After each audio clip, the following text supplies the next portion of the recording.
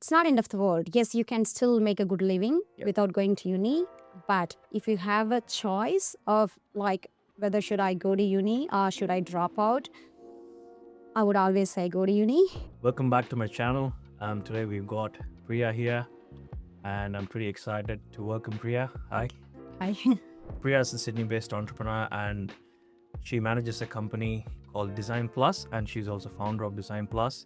Designpluz helps with digital marketing, branding, and tech solutions. I'll correct that Okay. if you want. So we're 45 right now. Okay. So it goes up and down a bit, but we'll be sitting between 45 and 50 for a while. Right. And yeah, she has good experience in managing a business. She started her career in 2008, and I'd be pretty excited to learn more about early journey, how she started and how she's going on right now, and success story. So yeah, let's get going on. Thank you, Sozi. I think I just must admit this is my first proper podcast in a proper podcast studio setup. I really appreciate you actually reaching out to me, and I think you didn't mention, but we both come from a same town, yeah, it's which also makes it a little bit special for me. Yes, correct, 100%. So we are actually based on same town in India, in the same city, obviously. So yeah, we'll have some good stories to share. Going into your professional side of life, let's get a touch of your personal life. What was life like growing up in India for you? I grew up in a village, and my parents were farmers. My lifestyle was always around farming, going to the farm before getting to school. Yeah, it's pretty simple life. We grew up without a lot of luxuries.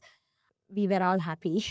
Right. So you finished your study in Erode, I believe, in Tamil Nadu, and then did you end up studying or in Erode, or did you move to a different city? So I went to local primary school up until my year 5, and then there was middle school from year 6 to year 10, and then high school year 11 to 12, year 11 and 12. And after year 12, I didn't get a chance to go to uni. I still believe like education is very, very important, and going to uni gives you different exposure. Um, Again, it's not end of the world. Yes, you can still make a good living without going to uni. But if you have a choice of like whether should I go to uni or should I drop out, I would always say go to uni. Right. Because it's just extra 3 years. And yeah, I believe it will make a difference. Right. I never had a choice, right? I wanted to go to uni. I remember I was begging my parents to send me to uni, but they couldn't afford, and there was no educational loan or anything, so I couldn't do anything to get to uni at the time. Right. So just a kind of like an unfortunate situation in the family at the moment. Yeah. But I always think oh, if I gone to uni, maybe my business success could have been fast tracked. Right. Maybe I'll be in a better position. Maybe my communication could have been better. Maybe my articulation in terms of communication. I don't know. I always, and also the fun, right? Yeah. Like you don't want to, as an adult, you're going to work until you're 60. I mean, now it's a choice if you want to get retired early, whatever. But you're always going to work. But going to uni, it's not just learning, it's also fun.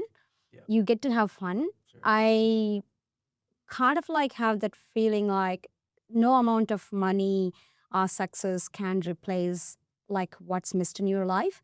Right. So I thought about going to uni to study MBA multiple times. It's just because I always had that void in my life. Oh God, I wanted to do that at the time, but I couldn't do it. Maybe why can't I go and do it now? Yes, I can do it. So education right now may not kind of replace what I lost at that moment in my life. So yeah, it's not just like going to uni to learn. It's also good to have fun. I understand. Yeah. Yeah, that's a very valuable point to take on. Um, when you actually when start off when you started your career, what are the other things you were passionate about?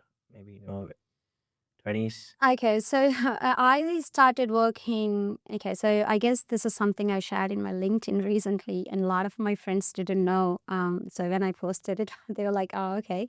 So when I finished my high school, I started working in a local egg factory. So the egg factory, they were like they bringing raw eggs from the poultry, and then this factory was making protein powder out of it. So they have to like clean the eggs, and they have to separate the yellow yolks and then white yolks, and um, then yeah, they just make powder by producing heat. My job at the time in the factory was like cleaning the eggs. And also like I was only 16, and I was actually begging my parents to go to like send me to uni. So I had like a huge disappointment, but again I was put in this position because I had to earn the money to support the family. It's not because like I had to do it at the time because there was a huge like a big drought in the time. So like I had to do it because my brother, elder brother, who's like almost 2 years elder than me, he was in uni, so I had to support for his uni. So I was like put in this kind of like a position where there was no other option for me other than working in this factory. And I didn't even had a chance to think about passion because my life was like in and out, like 12 hours day shift, and I had to do 2 weeks in 6 p.m. to 6 a.m. and another 2 weeks like 6 a.m. to 6 p.m. So I had no like opportunity to think, oh, what's my passion? It's just more like a survival. So when I think about it, so yeah, so that happened, and then I came across I met one of my friend like during this time, and she said, oh, there is a computer course. It's called DTP. DTP is called Desktop Publishing. At the time, it was not graphic design was not a thing. I mean, it was a thing, but not many people knew what graphic design was. So desktop publishing is a thing they have to set up for printing. So it's more like a print setup. Like you align everything, you do the page setup, and then you set up for the printing. And and she said, "Oh, this like, would you like just maybe go and maybe do the course?" And I was like, "Okay, sounds good," because I felt like doing something that's related to computer and doing a course will give me freedom from the job that I hated. So I was doing 12-hour shift, and then I found a place where they could teach me near my hometown, and I went to like study this course for 3 months while I was working full time 12 hours a day. Right. So then I like the moment I finished the course, it was because there was a huge demand. It's a small town. There's not many people they can find to do this job in desktop publishing.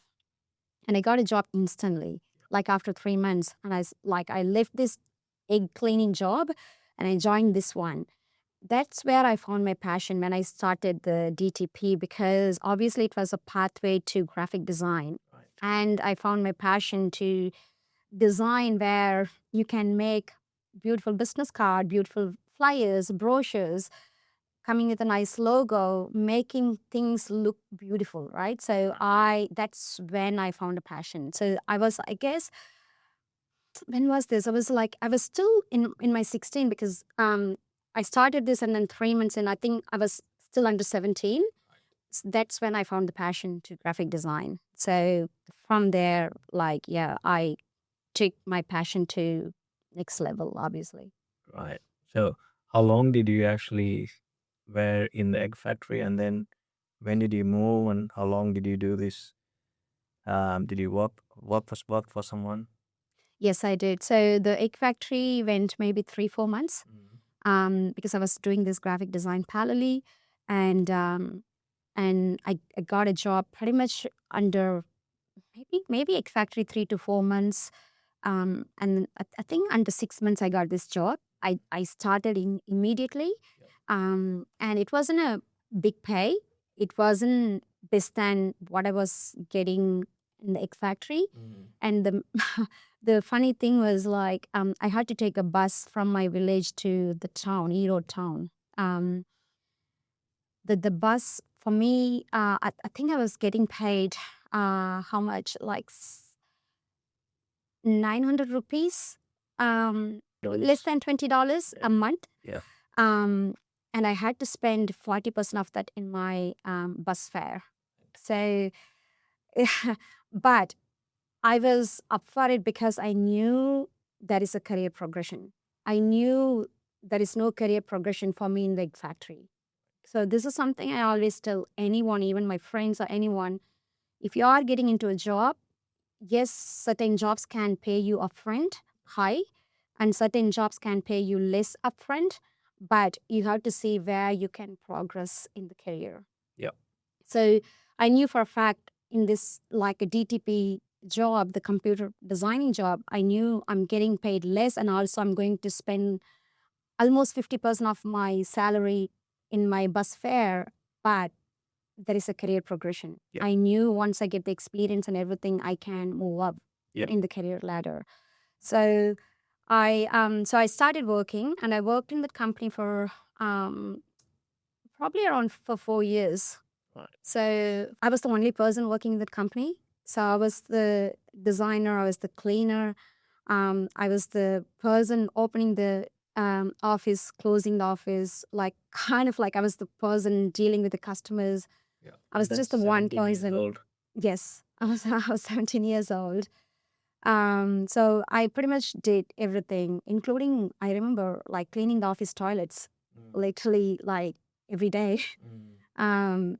Which I never felt bad because I felt like it's my place. Like I was proud. I was proud to do everything. So I never felt a moment, oh, why am I doing this job? I always again I was proudly owning the job, and I was happily doing the job. So yeah. And I was doing that for 7 years, and then I opened my own business after that. Right. So that was on 2008. 2000, yes, I started my business in 2008. Right. That. So you were around 22 years old. 21, late 21. Right. Yeah. Nice. So you did your you started your journey in 21 years old. Yes, I did. It's great crowd. And was that when did you realize, yeah, you need to start your own? Like, why did you think, you need to leave that job which you were happy about? And then what was that moment that, I need to start something and progress? Yeah. Okay. So I wasn't sure if I could make it work. I didn't have money to start my own business. I think I had 50,000 rupees or something. If I put it in Australian dollars, it's less than $1,000 in savings, right? And again, my parents were still like in the farming. Again, they had no money, so that means I didn't have a backup to if something goes wrong. I never had that plan B or backup. The only thing was my brother at the time, he finished his uni, which was a like bit of a relief for me because I was contributing for his uni at the time. Although the uni fees was not much for him, but I was still again the bus fare and all the things, it's all adds up. Yeah. So my mom always go around neighbor's house to like borrow money for bus fare every single day. Yeah. So like all of that like freed up my like kind of like a fear at the time, and I felt like okay, I can take that risk. Yeah. And my brother was working at the time, and he was earning a little bit, so like I had a plan B. Like if something goes wrong, my brother can manage the family. And yeah, I started with that $1,000 savings, and I actually went ahead and borrowed money. Yeah. The borrowing was like, yes, I had to borrow money for interest, and also because like to set up a graphic design studio, there's few things involved. There's no work from home concept in India. Like no one would like come and work with you. The concept is completely new for me until I moved to Australia, right? So Right. it wasn't a concept. This was like 2008. Yeah. There was barely internet. I had to get an office for lease. I had to pay the 10-month lease in advance. Yeah. I had to one thing I always wanted, believed in, is if you're starting a business, it has to look like a proper business. Yeah. I don't want a place where it looks like dodgy or something. I had to make this interior design of the office really like a high end. Yeah. Where when customers comes in, they can see this Quality is of quality of the work and everything. So I believed in that from the day one. So for all of that, I needed an investment. Like I need to have like a desk, office fit out. I need to paint the walls, make an interior design, have an aircon, have a laptop, have an internet. This is again, this was in 2008. To do that, I needed money. So I had only $1,000, but the overall investment was like maybe what I needed was like close to $4,000-5,000. Right. So I had to go and borrow a bit. And also, I'm not sure if you heard of the concept, the cheat. Yeah. I don't know what's it's like a kind of like a crowdfunding, but in a village concept. Yeah. Okay, so where you go and ask your close network, where families and friends, like let's say you need $10,000. Yeah. You go and ask 10 people, each person gives you $1,000. Sort of a small short-term SIP. Exactly. Yeah. It's a concept in India now. Usually, historically, people use this concept to borrow money because most farmers didn't have bank account. They couldn't get bank loan. So when there is a wedding, when there is a huge hospital bill, or when someone is building a home, everyone needed a money. There's a shortage of money, so they use this concept to borrow money from the close community. Yeah. So I used the same concept to borrow money. Yeah. So I had luckily I had some really kind people in my life at the time. Yeah. So they believed in me because I was working hard and I was trying to do the right thing. So they believed in me, and then they helped me with this concept, because you still need people to trust you. Yeah. Although you're going to pay back, they had to trust you to give you that money, right? Because you will be paying back that money only in 10 months' time. You're paying back one by one every month. Yeah. So, and I borrowed money for interest, and I raised money using this cheat concept. Yep. And I had savings. And using all of that, I started my office and I started my business. Yeah, right. And it's all so that's very impressive. So you started and you grabbed loans and 21 years old. So you made you obviously had a lot of trust. I did. And I mean, other people trusted you for your. And I must say, it's also my dad had built up although he came without a lot of money, he built some really strong trust around him. Yeah. So I would say 50% of the money that I got during the time through the concept was like people who trusted my dad. Not me, but my dad. So they gave me because the face value of my dad. Yeah. So I'm thankful for him. So now you've set up an office and you know it's all good. When for how long did this last before you moved to Australia, and was that a successful journey in India? Yeah. I started my business in 2008. Yep. And I guess what happened was because I was working in a company previously, and because I was the kind of like an all-rounder in that company. And once I moved out of the job, they naturally closed down the business, and which actually opened up my success a little bit more easier, because they closed the business. The customers who were using them started coming to me. Right. I, I I guess it's a timing. So, and also, of course, I did a lot of networking and like a lot of door knocking to go and find new business opportunities to grow my business. And I also started pivoting, offering something that was not in the market. Again, doing branding, logo designs. 2008 and 2009, it was not even like there was not many companies were offering that type of work. Yeah. And of course, I was charging high, and my experience and the overall presentation of my brand, the office setup and everything, and the portfolio I was building, it's all supported my like a sales pitch. Yeah. And I started acquiring clients quite easily. Right. And also we did a lot of like print work, like such as like printing brochures, printing catalogs, invitations, and printing huge signages. Not only printing, but actually finding someone to go and install. So technically what I was doing is like once let's say someone opening a new big branded showroom. Yep. If they need end-to-end marketing, I was taking care of end-to-end marketing. Right. Such as from doing a simple design to designing and installing huge signages and doing all the magazine or newspaper advertisements. Like you can name anything. I was doing everything. Right. So Pretty popular in this. I guess the thing was like as business owners, the Erode is, as you know, it's although it's a small town, it's a place where there's so many successful business owners. Yes. For them, spending money on marketing was not a big thing, but they wanted someone who can trust, delivers on time, communication.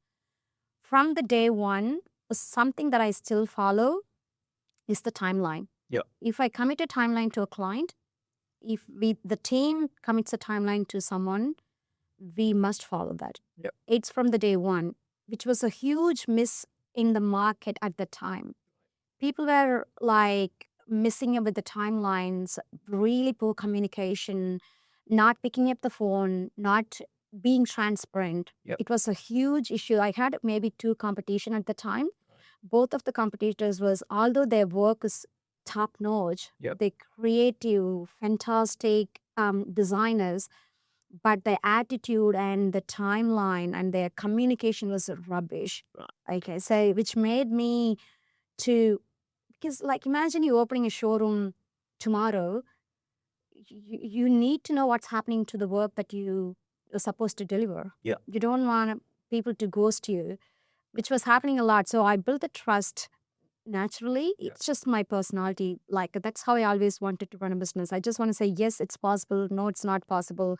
This is the timeline. If I can commit a timeline, I commit. Yeah. And sometimes when you work with third-party suppliers, such as maybe as someone has to come and install the signage, maybe they don't end up coming. So you have to communicate to the client, hey, this is what's happening, and I'm going to find someone to do it my best. Yeah. All of that was missing, and I was actually getting some huge jobs, like which was bringing a really decent profit. So we grew really, really nicely. Yeah. I didn't like I was doing all the value add deliverables, obviously, not stopping with the designs. Yeah. And 2010, we moved to bigger office. At the time, I had, I think we eventually expanded into web development as well at the time.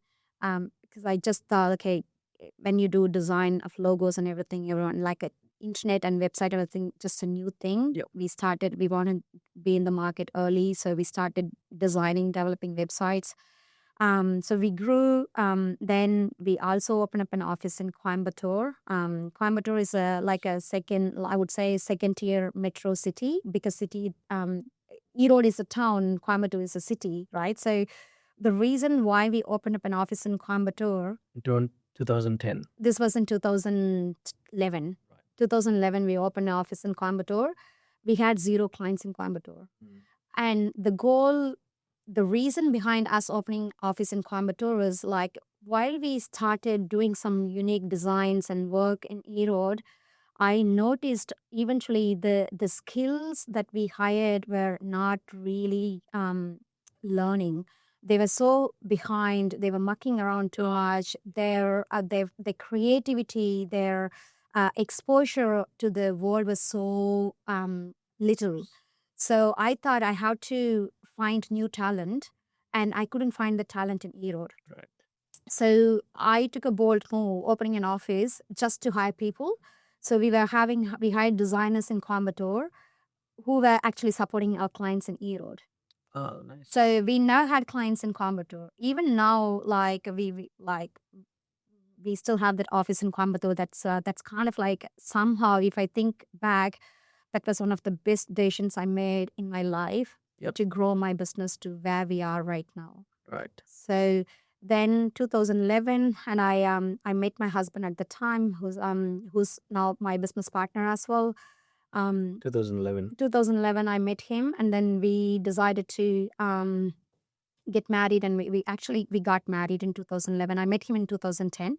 He was here in Sydney, and I had to move to Sydney in 2011. We got married and moved in same year. What we did was also he processed all the visa and everything in time for me to come here.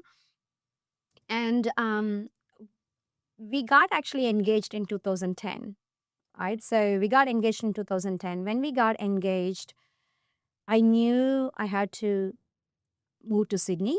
Our the initial arrangement was like, I told my husband, see, I built this business and this is my baby, and I struggled to build this business. I don't want to like shut down this business just because I'm getting married. Yeah. So I told him I can come to Sydney. We can live there for 2 years because he worked hard for his PR. Yeah. So I don't want his hard work to go waste. So I told him, okay, let's find a win-win. So I'll come with you to Sydney. We'll be there for 2 years, and we'll move back, and I can continue running my business, and you can get a job. He was in IT, so he can work like Anywhere. easily anywhere, right? So I told him like, yeah, you can come back and get a job. And then you had 2 offices, one in Erode and One in Coimbatore. Erode, one in Coimbatore, and I was traveling back and forth at the time. Right. So because we got engaged, and what I noticed, like, okay, my brother at the time was working for another company. Yeah. And I asked my brother, would you like to come and support me in my business? This is what's happening. Now we got engaged, and I had to move to Sydney, and I want someone who I can trust to manage the business. Yep. Because the work we were doing is a lot. Like, it's just not the design, not just the web development, a lot of printing. We go to the supplier where we buy the paper in bulk. You need to know if you're printing 1,000 brochures in A4 size, Yep. how many like reams you have to buy. So you have to calculate all of that. So there's a lot of like terminal work. Yeah, exactly. So there's a lot of things. Yeah. And also the work we did was like, we didn't usually contract the printing directly to the printing company. We used to go and purchase the paper from the paper company and then deliver to the printer. The printer does the printing, and after that it goes to the lamination and then binding. So it goes through multiple stages, and that's where we can make money. We can't just give the whole work to one because they will add their margin. Yeah. So we were always working with a direct vendor for everything, particularly when it comes to printing. Yeah. Same thing when it's like a big billboard. Yep. We print with the signage company, and we have our own like subcontractors who come to the site to do the installation. Right. So everything was like we were dealing with individual vendors. So there's so much for him to learn. Right. So I was training him for the whole year so that the business can still run profitably. Right. Oh, nice. So yeah, it's a lot of work and thoughts went behind, but also the one important thing I did worked for myself was I was training my team. We used to sit in the same office, but I was telling them, imagine, just assume I'm not here. Right. So you have to do a communication. You have to assume that I'm already in Australia. Right. So we made everything the process. We built a process, everything around the emails. Right. So let's say they need my approval. Building systems. Yes, they let's imagine like because my background is design. I was still working at approving every single design. Yeah. Internally. If they designed a logo, I don't let them to send to the client without me reviewing and providing a feedback. If I don't approve any design, it doesn't go to the client. And I built a process like everything has to come to me in email, although we're sitting next to each other. So, which actually helped me. And it's the same process. Everything, even in the business now, nothing goes to our clients um, without me approving. Right. So, The nothing. gatekeeper for the quality. I'm the gatekeeper for the quality, which I'm actually thinking of freeing up over the time. Yeah. I would say maybe in a year or two, Yeah. I will replace myself Yeah. with that role. So I don't want to be the person that, because I sometimes it builds a bottleneck. Yeah. Like say for today, I'm here for half a Rely day. on you. People are relying on me, and they just had to delay. Luckily, a lot of the work that we do is not like an instant deliverable, so it can wait until like next day. Right. So it's not a problem. But I just want to remove that bottleneck. So eventually I'll replace myself at one point. Right. I noticed something when you said, right from start, you were very keen on delivering on time, delivering on quality, and skills is a different thing, right? Where did you get this thinking from? Because a lot of people I see currently, they are very good at skills, but sort of things like this they miss out naturally. I guess it's inbuilt, unfortunately. Right. I didn't get to see a lot of things. The one thing I learned from my dad is like doesn't matter how much money he had or how much debt he had, he was always like transparent, and he was just kind of like a more loyal. Yeah. Um, that's one thing, again, I would say I learned from him. He never taught us, but then it's something that we saw growing up. So that's, I guess it was inbuilt for us naturally, for myself and my brother. Yeah. He's the very same. As in delivering on time, all of that, I don't know. I didn't even know how I got that, but that's from the day one. Right. Uh, could be just the way I was born.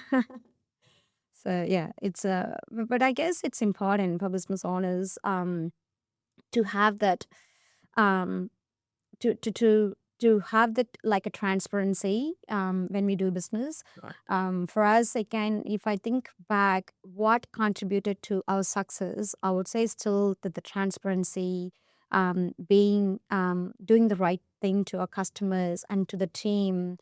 Um, it just people can see it. Like we might think, oh, Can't hide. yeah, you can't hide. People Yeah. can see it. People, So in 2011, you moved to Australia. What are the initial struggles you had, both personally and professionally, that you had faced? And what was this like? Did you start setting up an office as soon as you moved in? How long did that take? so I moved to Australia 2011 December. I had like probably just under between 7 and 10 team members in my company in India, Right. including my brother. Right. I think we had 4 or 5 in Erode, and I think 4 or 5 in Coimbatore. Yeah. So I guess just under 10. Um, because I was planning to just be in Australia only for 2 years and then move back. Yeah. Um, I was still working with the team, working on client projects for Indian clients, guiding them, telling them what needs to be done, how to deliver, how to code, like how much to code, all of that. Although they didn't rely on me a lot, they still like relying on me. And I was, because I had an intention to go back, Yeah. and I was so focused on maintaining my Indian business so that I, I told my brother, I don't want this, I don't expect you to grow the business, but I don't want this to go down. Yeah. I just want you to maintain it.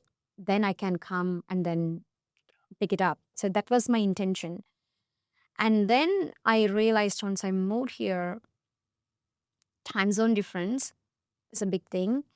And when I was actually working just for my Indian team, and then imagine I was working um, for a client charging $10 on a design work, Yeah. and then you go to a coffee shop and then get a coffee that's costed me like a $6, and that's when the reality hit. It's not practical for me to live in Australia, to work Indian timing to charge in Indian rupees. Yeah. It was not sustainable.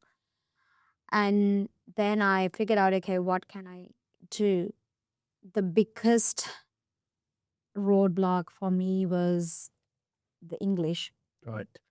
because I was um, attending government school. I was actually looking back. I was so good at English when it comes to writing and reading, Right. even when I was studying at school. But when it comes to speaking and listening, that's not something we naturally did growing up. Yeah. And I never had TV at least until I was like, I don't know, maybe my high school age. All we were had at the time was a radio.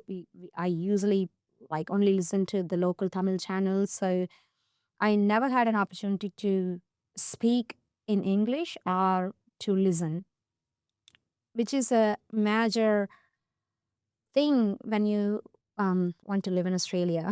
You have to communicate, right? So I couldn't communicate when I moved here. I couldn't speak, or I couldn't understand what the person sitting opposite to me, or like I'm saying opposite, is actually trying to say. Yeah.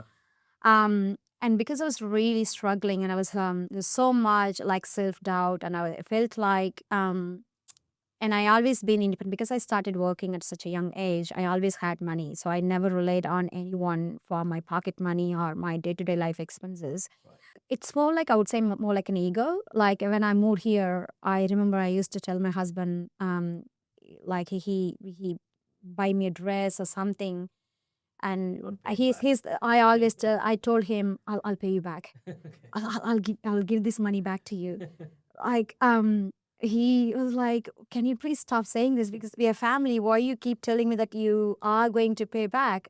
Like we are family.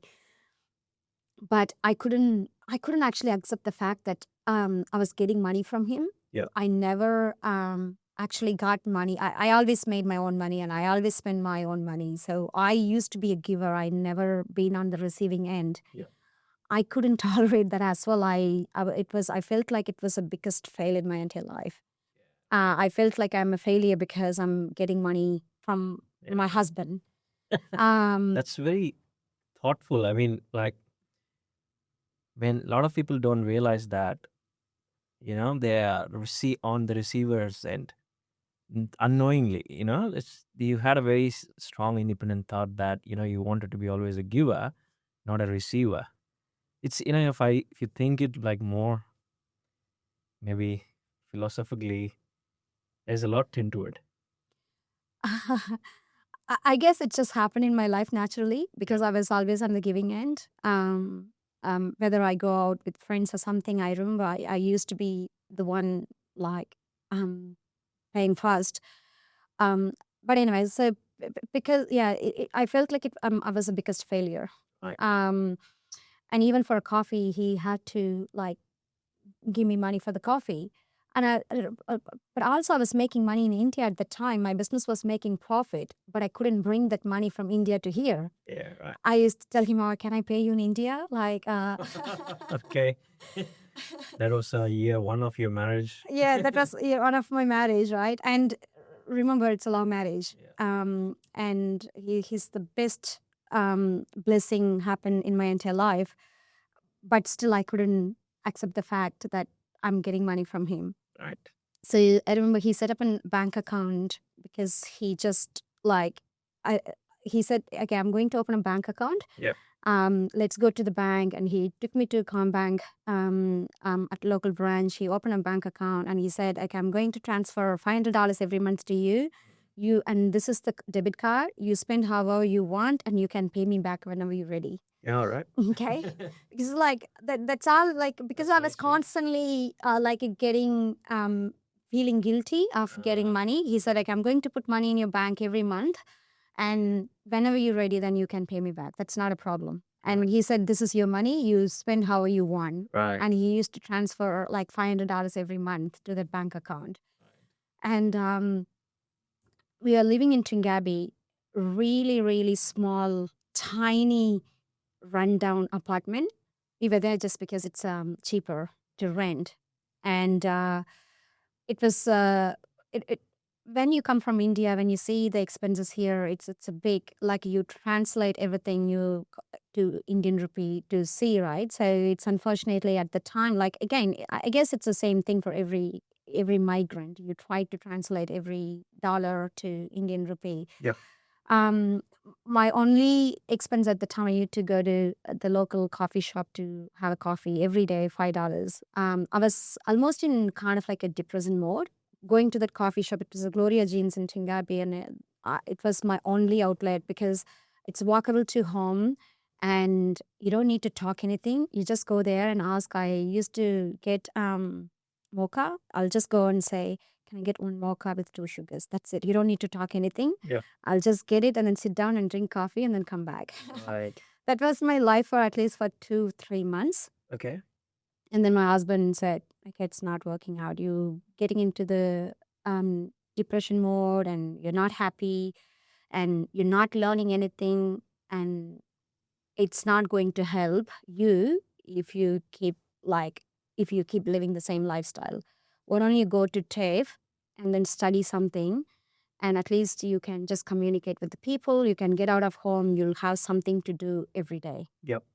So he enrolled me in Blacktown TAFE for marketing and sales course.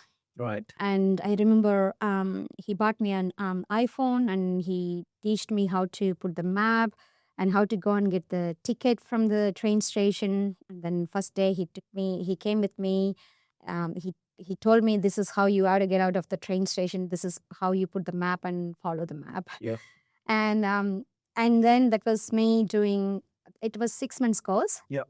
And I was doing that, although I didn't understand anything, not even a single word that the teacher taught in the classroom. Yeah. I couldn't understand the accent. I couldn't communicate with most of the people in the class again because I couldn't articulate exactly. Although I started speaking some broken English. Right. Because I was forced to speak. There's people in the room, in the class, and people asking questions. And one comforting thing was there's a couple of other people came from other countries. Obviously, they also had broken English. So which made me feel like a bit comfortable because, like, okay, there's people like me who also can only speak broken English. Yeah. So, which was the first step. And then I started getting a little bit confident in my communication and then the transportation and everything. And I felt, okay, how I can start the business now. And then again, my husband told me, okay, there's something called Gumtree where you can advertise, where you can get projects through. So I started advertising in Gumtree. Right. And started getting calls. Right. People asking for a website and everything. I was only advertising logo, website, and print designs. So that was your first journey. That was my first journey. The problem again started. I could speak, I could explain, but I still had problem, particularly if people from a trade industry calls me and speaks to me because they're so like fast. Yeah. And their accent was a little bit different. And I used to pick up the phone and they call, "Oh, okay, do you do web design?" And I tell yes. And instantly I tell them, "Hey, I'm going into a meeting right now. Yeah. Can I call you back after my meeting?" Yeah. And then I wait until my husband comes back from work and I give him the number to call this person. Right. And then speak to them and get all the details and then translate it to me. Right. So that was like at least for a few months. Yep. Like, because I had no confidence to speak to anyone. Right. Um, But you figured out a way to get a solution. of course I did because like I didn't want to miss out the opportunity. Yeah. And then also what I did was also what I found out was like if I'm meeting someone face to face, if I look at their way of speaking, I felt it's much more easy for me to understand their accent rather than speaking over the phone. Right. If someone called me, I always ask, "Oh, can we meet in person?" And I used to suggest coffee shops and everything, and then go and meet face to face. And I wasted so much of my time Right. by meeting some rubbish leads, Right. like prospects who never qualified. But it helped me to communicate. It Yeah. helped me to figure out the transportation Yep. across Sydney, um, take through bus, and like it was intense, but Yeah. I figured out. Right. So yeah, that's how it started through Gumtree, and eventually I started going into all the local shops, door knocking, have a flyer, and then giving all the flyers and everything. I just did so many various marketing things, of course, at the time. Yeah. So you started reaching out to people in Australia. How long did it take to set up your first office? Okay, so And how big were you when making money by the time? so 2011 December, and then 2012 started slowly. I started gaining confidence. Like it took me almost a year to feel, okay, I can do something. 2012 and 2013, I found out I'm pregnant with my first baby, and I was still doing the same thing, like doing things through Gumtree, reaching out to people. Like I was even actually hired. I remember we hired a telecalling person Ah, to come and I used to give him a database right. to call and talk about the services we were offering, and Like cold calling cold calling, of course. Yeah. process. Or... So this was in 2013. I found, yeah, we're pregnant with the first baby. 2013 December, my daughter was born. Um, and then I got very serious and decided, okay, I want to grow this business. 2014. Obviously, the first year when you have a baby, Yeah. new to country. We were still newly migrated to Australia. We didn't have support. My mom-in-law was here for a month to look after a baby, but then after that she couldn't cope up with the Australian lifestyle, so she said she wanted to go back. Right. So she went back when the baby was 2-3 months old or something, All right. and I had to manage the baby. And my daughter was calling baby. She used to cry. She had a bad reflex. She literally used to throw up every feed Right. after feed. So I guess we were exhausted physically and mentally, and I was still actually doing the work. Imagine like doing as a freelancer. I still had the team in India though. Yep. The one thing I wanted to make sure was at the time I just wanted my team to keep going. Right. So my brother at the time, he figured out, and he was actually managing most of the things, and he had like the company had Indian clients, Yeah. and he was actually taking care of the Indian clients and delivering projects and everything. But I wasn't involved too much. Right. But I said, yeah, I just want to keep the company going. I also hate firing people. I usually find it really too personal. Right. So I just wanted the company keep going. It's because it was easy for me to grow the company than actually firing people.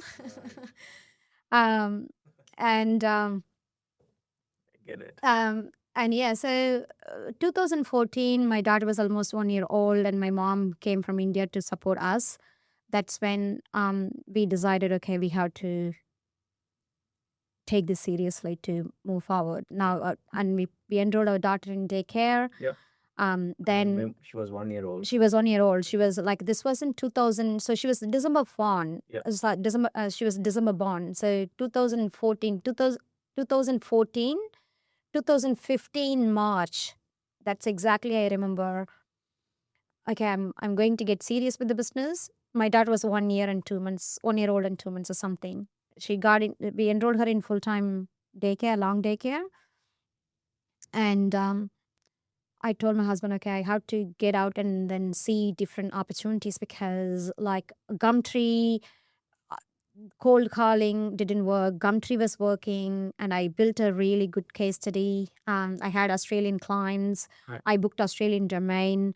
I had the website just for Australia. Right. I had reviews from the clients already. I had referrals from the clients already because people wanted referrals and everything. Like sorry, not referrals, reference. I built the reference already. Yeah. This was all from 2000 and late 2012 to late 2014. It was a slow building because I was still figuring out my communication. I was pregnant and I delivered a baby and all of these things, right? But during this time, I built the portfolio. I built the confidence, and at this time, I was confident enough to go out and become a full-time business owner. Yeah. Um, and so I started going out to see, okay, what other opportunities out there. So one of the thing I did was I figured out all the local business chambers, Right. and I joined as a member in all the business chambers, and I started attending every networking event they organized. There's a Sydney Hills Chamber, Blacktown Chamber, excuse me, Parramatta Chamber. Like this, that They're all chambers. communities It's chamber? business chambers. Oh, They're okay. all geographically located. So Right. they all like have their, like Parramatta Chamber often has a lot of members around Parramatta. Okay. Blacktown Chamber has members around Blacktown. Right. Hills Chamber has members around the hills. So they are geographically named and Yeah. located to support businesses around that area. Okay. And there's a Wright Chamber, there's a Macquarie Chamber, there's a Are lot you of allowed to chambers. go and What is join it? in other? Oh, you can. Okay. Yes, it is open. They're all open. They're always welcoming. Nice.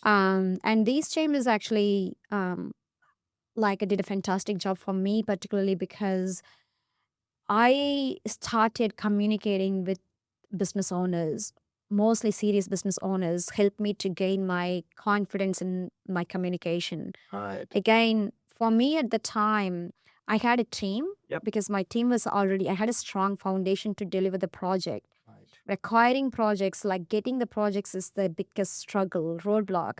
And I knew from the day one, I'm in an industry where communication is critical. Right. If I can't communicate well, if I can't articulate well, Yep. no one going to trust me to hand over a project. Yep. So I was constantly working on my communication.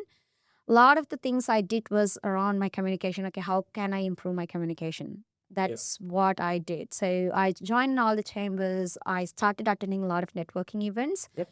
And it helped me to come out of fear, like, okay, I can speak to, if I go and meet with the fellow business owner who's actually turning out $10 million in revenue, Yep. who's talking to me confidently at a networking event, Yep. and I'm sure I can go and convince similar type of business owner to give a project to me. Yep. So then I also joined in BNI. I'm not sure if you know what's BNI. So it's another networking organization. So I joined pretty much all the networking organizations where I can go and communicate Yep. myself. And majority of them, I used to put a disclaimer saying, hey, I'm still getting used to the communication, and yeah, please forgive me if I don't come across as a, Okay. if you don't understand what I'm talking. I was still working. It wasn't work in progress. But all these networking, such as chamber and networking groups, helped me to come out of that fear. And over the time, like I kind of like figured out, okay, like I'm at a stage now, I can go and talk to anyone with confidence. Right. And at one point, I stopped translating. I always used to translate in your mind, like from, oh, how do I say this from Tamil to English? I used to translate. Yeah. So there was a lag in my speech, right? If someone asked me something, I have to understand that and translate it and then reply back. Yeah. Over the time, I figured it out, like I stopped doing that, Yeah. which is a good thing. Yeah. But yeah, all these things helped me, and then we started focusing much more in digital marketing. Right. So I opened my office in 2015. My first office, it was in Bella Vista. Right. Same analogy, same thing. Whatever I did in Coimbatore when I opened my office, this office, I was the only person working in my company in Sydney. Right. But I still opened my office because I knew everywhere when I started going to all these networking places, people were asking, oh, like, do you run this business from home? When you say you run a business from home, people don't take it seriously. I always wanted people to take me seriously Yeah. because the work and the solution, the quality of the work we were delivering is highest standard. Yeah. Um, so I just Yeah. didn't want them to just undervalue anything that we did just because that I was working from home. Yes. Although I had my entire team in India, I had 2 offices, one in Coimbatore, one in E-Road, and it was a really beautiful big office with a proper office setup. I couldn't still convince people because like all they can relate is what you're doing here in Sydney. Right. So I decided to open this office. It was it was a big investment, right? Imagine it was like at the time How like a big 20. It office? is a really small office, a 43 square meters.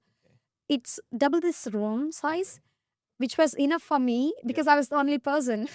And you could still have 4 or 5 people I could inside? easily like we had a space for 5 people. If I was just the only person, and so I used to just get ready, go to office. I still designed it beautifully. Had nice furnitures. I did some wall painting. Had everything because when someone comes in, I wanted to have that feeling for them to feel yes. And I would say that was the biggest boost. Like although it came with an expense, it increased the confidence when I was speaking to people. They were like, "Oh, okay, they have an office. Oh, they're not working from home. Oh, it's not a side business. Oh, it's not a hobby business." The least thing I wanted in my business, anyone to think that I'm doing a passion project or I'm doing a side business to earn extra money. I'm like, no, I'm a serious business owner. And I'm not here to make some extra $100 here and there. I have a big team that I need to feed.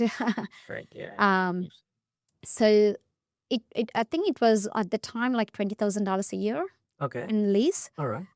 All it was just myself Yeah. every day going from home to office and take my lunch to office, eat my lunch, sit there, work full day in the office, just myself, eat my lunch, and then come back in the evening. Used to take me like 30 minutes in the morning, 30 minutes in the afternoon. Yeah. And I had a parking space and everything. It was going on for, I guess, for 1.5 years, I Right. guess. And then we hired our first project manager here in Sydney. Right. Which In Sydney. I think it was in 2000, probably could be 2017, I guess. Okay, in the same office. Okay. Same office. Okay. Um, And you actually, were the salesperson for it. You were I bringing was the in only sales. person. Yeah, I was the only person doing all the sales, of course, and marketing. Okay. And the turning point was you were engaging in all networking events. That was the biggest. I wouldn't say that was the only turning point. That Okay. was turning point for me to build my confidence. Right. It helped me to build my confidence to go and present myself and my business to other people. Okay. But as in the marketing wise, although I've been getting bits and pieces of projects through these networking organizations, the biggest turning point was like more like a lot of the digital marketing we were doing for our own self. We were building our website to with the right really some cool, like we always had a good website. For me, one thing I believe in is if you are a dentist, you have to have the best teeth. If you are in a branding industry or if you have a web design as a service, you must have a best website. Or you must have the best branding. You can't copy someone else's logo, keep it as your logo, and go and sell logo design. You can't go and get a template based website to build your own website and sell website design as a service. I don't believe in that. So we always had best presence for ourselves. We had the best logo, we had the best website. Again, that's my personal belief. Yeah. I always was focusing on that one. Right. And it was we were actually like setting ourselves as not an average design agency. Yeah.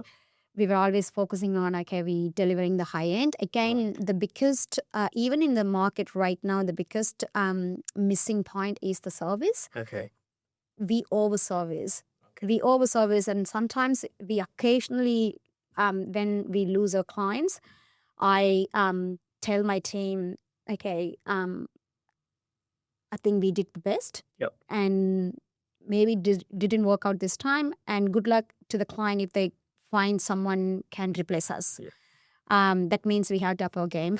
Yeah, right. The service we always, which is our guilty.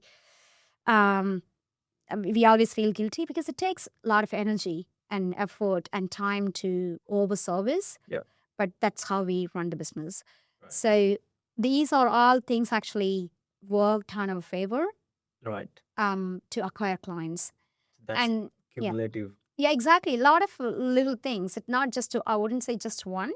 A lot of little things. Me as a founder having the confidence when I present, me as a founder having the right skill and knowledge, because when I sell something, I I always learn. I still learn a lot of stuff. Although I never learn marketing, I know in and out of marketing strategies which will work for which business. All right. And I don't do social media, but I know how social media works. I can set up a campaign in Google Ads and run a Google Ads campaign. I know what will bring leads as an SEO. I can tell which business can benefit from SEO, which business can't benefit from SEO. Like I understand the marketing fundamentals. Right. And same thing when it comes to website, I know why someone is coming to website. If you are in a certain industry, what your clients will look for, what you have to highlight, how you can set up your overall user journey on your website, look and feel, and what's important when someone comes to it. All of that things I learned a lot as I started working with the clients, because I want to deliver the best thing to our clients. Yeah. So I would say again, in business, said for us, not just one thing. Like I would say all of that contributed. Yep. Us having an office where people can see us as a serious business. Yeah. And me going and networking with people, and us doing digital marketing, us having the like a website that actually makes us look we are a serious business. Yeah. Us having case studies. So I would say a lot of things. Right. And when you have this setup all built up, do you see Sydney is something like, especially for budding entrepreneurs, is say for example someone is building tech, right? Do you see Sydney as similar to something as Silicon Valley? Is that the market is good enough to someone I to don't start think tech? so. No, I mean you can start tech in Australia, I guess, but you can't really compare to Silicon Valley because the population also is a biggest disadvantage. It's my personal opinion, although I'm not too much into tech. Although we are a tech agency, a lot of the tech services is managed by my husband. He's the software architect. My expertise is in UI, UX, marketing, design, web development, e-commerce, user journey, user experience, all of that front end side. Yeah.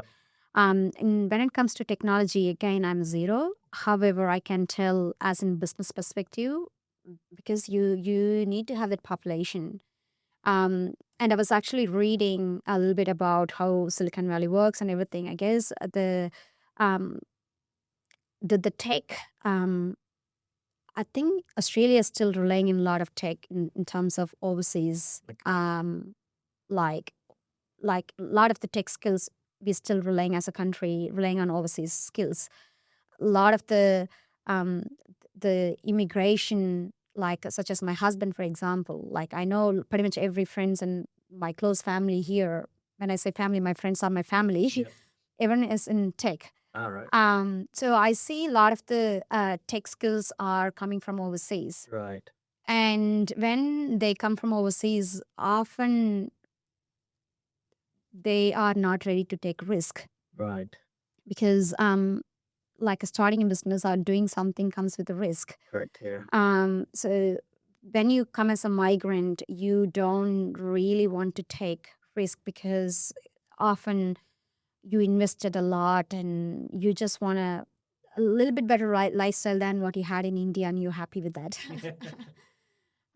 So taking risks, I don't know. So I feel like, to answer your question, I don't know, but I guess Australia, we can still be better with a lot of tech things, but I have a feeling um, like there was a lot of government supports in the past, such as like R&D grant and then MEP grant. And I know in the last couple of years, even for New South Wales, they got rid of a lot of MEP grants. And I guess there has to be some sort of support from government as well, because innovation has to be supported by government, because you can't expect like individual to go and take risk all the time. It has to be supported by the government as well. So I don't think right now there is support in Australia from Sydney's Australian not government. the Yeah. best place, you reckon? What is it? I mean, Sydney may not be the best place in the Sydney may world. not be the best place, and I'm not sure about the other states, and as in the government grants. Yeah. For a fact, I know New South Wales. It's right now. It's not the best. It doesn't get much support from government. Okay. So Yeah. And you need people to sell or buy service, isn't it? So and the population again. Yeah. If there is a product, right? So Population as well. there has to be a population. Correct. Like there's not. We have only like a limited number of people in Australia. So Right. 100%. Yeah.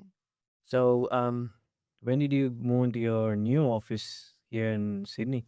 Which year okay, was that? yeah. So that's also something that we worked out strategically. um, remember the first office was a small one, really tiny one, just a one big room. We couldn't divide. It was like a little bit more like a curved wall and everything. There's no way we could have divided. Maybe we could have, but we felt like it's not practical. Before COVID, although I been in this business for many years and I had a strong team, in 2019 I think we had like close to 15, 20 people working full time in India. Right. People were still reluctant to use when the moment you say you have team in overseas. Yep. Although I used to come with a disclaimer saying it's our own team, and they've been with us for many years, and we have our own office. They come to office every day to work in the office and everything. I would say at least if I speak to 10 businesses, I would say 7 of them are okay to go ahead. They didn't care where our office were, like how our operation worked. They just were focused on getting the quality product and best price and best service and then support. Did they ask you that question? A lot of them used to ask, Okay. asking where your team is based in. Mhm. And because I think it's because maybe they see me as an brown skin Indian girl with a little bit of Indian accent. They're like, okay, there's no way she born here. Maybe she has to have somewhere, maybe team overseas. Which was a valid question, right? Because at the end of the day, I believe like every business owner have to do their own due diligence, and they want to make sure they take the right decision in their business. So, but there was still like we used to lose 1 or 2 businesses. If I speak to 10 business owners, we used to lose 1 or 2 just for the fact that we didn't have a we had a team here. It's not like we didn't have a team here, but when the moment I say we have team also in India, we used to lose a couple of projects. Right. Okay. And but I was okay with that. We were at that stage in business, like we were okay to lose clients. Okay. And again, being in business, I was never money motivated. I was like, again, I just want to be transparent, just want to do. And then when we moved, like we had to move to new office at the time, and there was a office for sale, and I told my husband, maybe let's buy this office. Okay. So we were always based in Norwest, Bella Vista, Norwest Business Park. It's a best place to do business. It's part of the Hills Shire Council, and there was an office came for sale. We bought that office, and it had the right fittings and everything for us to grow. So from 45 square feet, It's you still a moved to- small office. It was Okay. 73. Okay. The original one was 37, I guess, 37. This one was 73, Mhm. but it had a meeting room. The previous office didn't have a meeting room, and it had a separate workspace, and it had a little lounge, Yep. and also it had a separate kitchenette. Right. So it's all divided. It's all divided perfectly, Mhm. and we felt like it's a perfect for our own business to grow. Right. Moving to that office was a big kind of like a stepping stone of our business. Okay. Although the investment wasn't, we still had a growth in that office, but it wasn't the best like growth, property growth, as in the property growth, but it helped us to grow as a business. Okay. Um, That was during COVID. 2019, Okay. August, I guess we signed the contract, Sweet. and 2020 March, it's a COVID. We already moved into this office, and because the office was a little bit bigger enough, at this time, we noticed, we also started doing, we decided at the time, I told my husband, okay, I want you to come into the business full time. Like, he was helping me behind the scenes a lot, but he could help only so much because like he was working full time. Maybe he helped me 1 or 2 hours a day, just guiding me what can be done. And there was a small complex website projects or something. He helped me and the team because I didn't have the tech background. I needed someone who can talk tech. Right. But at the time, I told my husband as well, okay, maybe I want you to come into the business next year. So we was building some extra fund in the business. Okay. And he was like, maybe I'll come after a couple of years. I said, no, I'll have your salary for the 1 year Oh, in the business, okay. and I want you to come in the business. So from he giving you $500 Of a course. month, you started paying him salary. I guess I built the net margin in the business Right. for him to see, yes, my 1 year salaries. See, we had mortgage and we had kids, we had daughter. So this was in 2019 when we decided Yep. for him to come into the business in 2020. Yep. And we moved into the office and we started seeing people trusting us for bigger projects because the office is bigger. Yep. It looked bigger because the way it's been set up, it looked bigger. Okay. When you come in, although it's 73, it can look like it's 150. Okay. Sometimes in businesses, a lot of the decisions people make based on perceptions. Yeah. So what perception you create to your target market is really, really important. Okay. It's So very important to note. it is I guess it's same thing when I started my own business back in the very first office in India. I was building the perception that we are unique, we are creative, we are expensive. Yeah. I was building the perception. So when someone came in, when I was quoting highest price, they were happy to pay the highest price because I built the perception from day one. Right. So That's a very key note.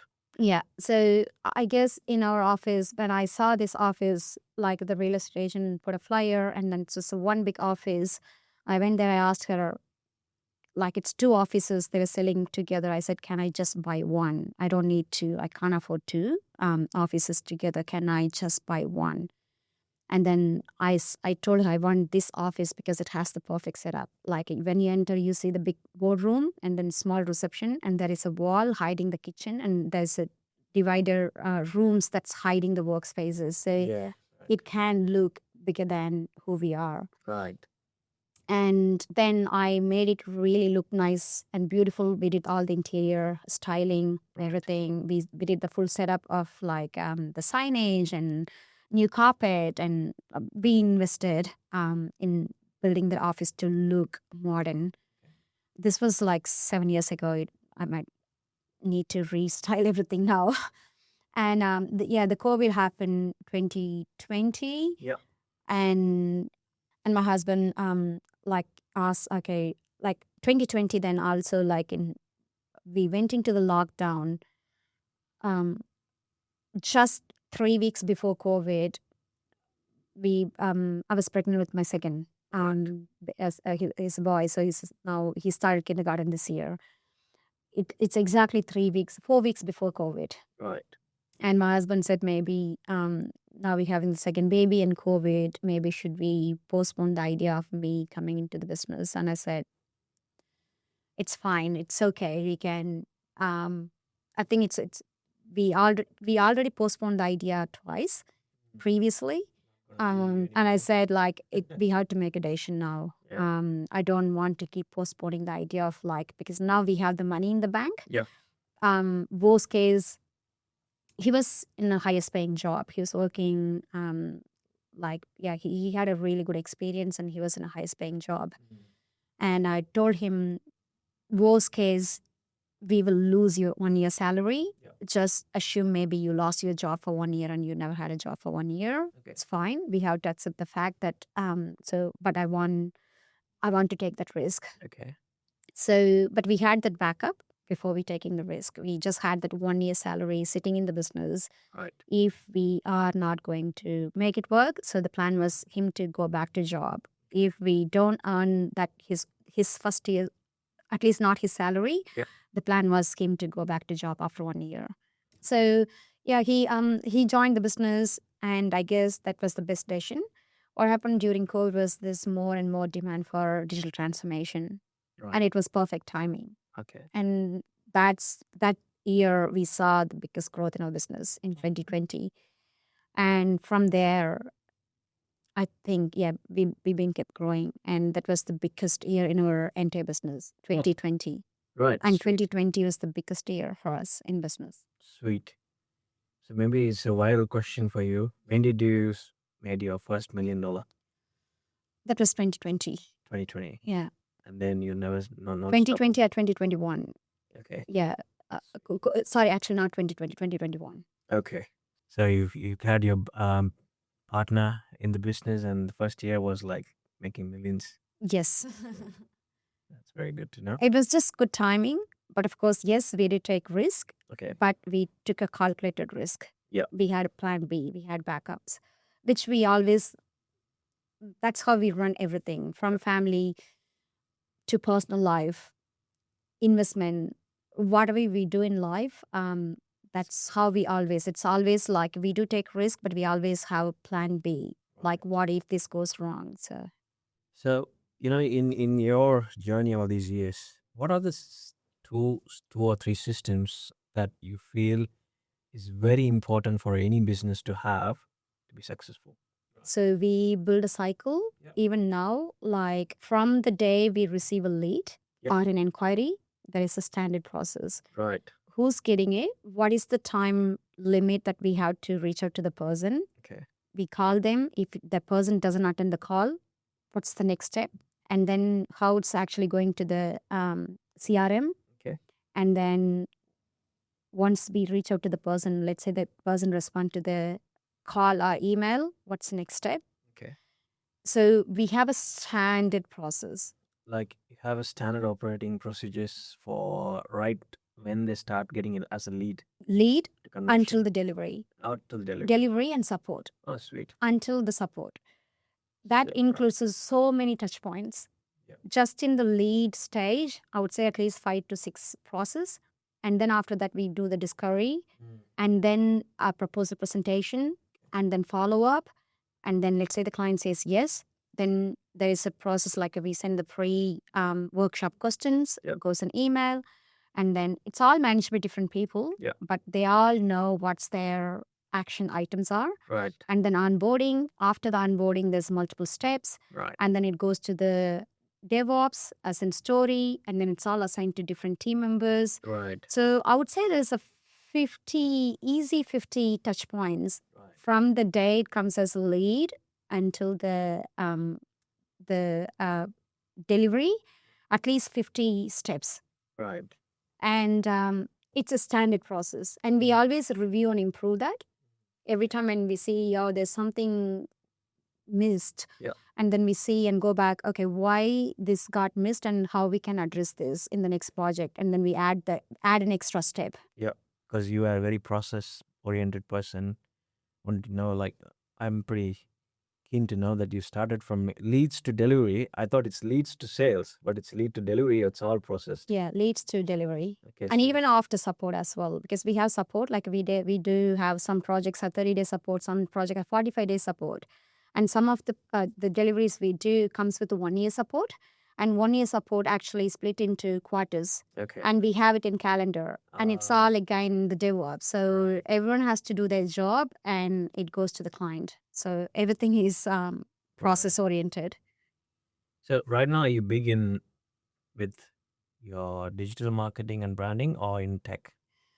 And Okay, you said so 2021 was your biggest year. it's What's more been- in tech. Okay. More in tech. The one thing, branding, although I'm passionate about branding, the thing in Australia, not many customers or businesses see branding is their biggest asset.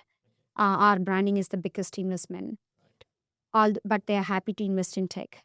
Okay. So I remember like a majority of my clients when I was work like doing business in India was like most of my clients were branding clients. Yeah.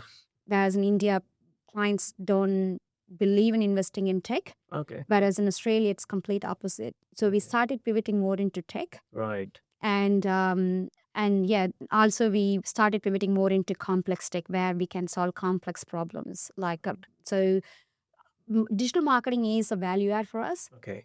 Branding is a value add. Everything we deliver right now is still we don't take we don't undervalue the importance of branding, having your brand identity, the right colors, having the brand guidelines, and UI UX, and also like having a website that actually supports your digital marketing growth and everything. It's still something very, very important. Yeah. We touch all of that in every single delivery that we do. Right. But the main delivery, the main project that we offer is more into tech. We still do large e-commerce, custom websites. I'd say custom website and e-commerce 50% of the project we do. Yeah. Mobile app and custom software development is 50%. So okay, custom websites and mobile apps is the large part of things you do. And a custom software development. Oh, We sweet. build software from scratch. Right. And we build some large integrations. Okay. So more into custom website, e-commerce, Yeah. custom software, and mobile apps. Right. Okay. That's where we see the growth. And now, of course, AI. We started building AI platform that comes with AI solutions as well, which is going to be the Next big thing. future, of course. Yeah. Yeah. 100%. Yeah. Are you training any models? No, not right now. We do work on custom AI projects Yeah. based on the client requirements as part of the projects. Yeah. Not anything internally. Okay. We're so busy focusing on delivering the projects. So that's something always like I speak to my husband, maybe should we build our own product? Yeah. But the problem is we have to work in sales and marketing on a day-to-day. Yeah. To grow the business. So it comes with the question, okay, should we just give up the growth of the company? Yeah. Or build something? But then building is easy these days. It's like taking to market and marketing and selling that product to market is the hardest job. So yeah. We had a very deep conversations. Probably who was watching it, and who was keen to develop their next journey in business, would have had a lot of things to be taken away from you. And I'd like to thank you very much to be sharing your journey. Thank you. And well, thanks very much for this. No worries. Thank you. Thanks for having me. And I know I actually spoke a lot, but hopefully it was helpful. It is, yeah. And there's a lot of very detailed informations that you give is very useful for a lot of people. Thank you. Really appreciate it.